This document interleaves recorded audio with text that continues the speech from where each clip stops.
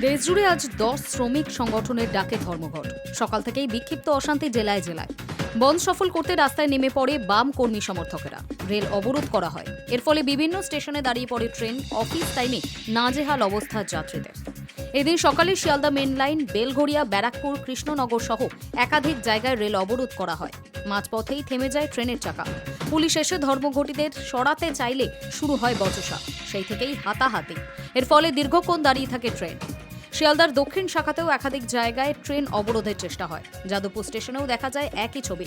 বামেদের কৃষক ক্ষেত মজুর সংগঠন তারকেশ্বরের তালপুর স্টেশনে তারকেশ্বর আরামবাগ ট্রেন অবরোধ করে।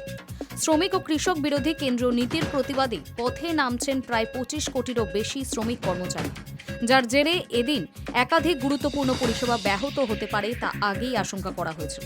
কোন কোন পরিষেবায় প্রভাব পড়বে? বন্ধের প্রভাব সবচেয়ে বেশি পড়তে চলেছে ব্যাংক, বিমা, কয়লা খনি, ডাক বিভাগ, সরকারি কারখানা সহ বিভিন্ন গুরুত্বপূর্ণ ক্ষেত্রে।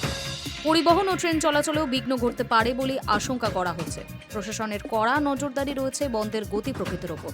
সাধারণ মানুষও আজকের দিনটা কাটাতে চাইছেন সতর্কতা এবং ধৈর্যের সঙ্গে। Hi news network.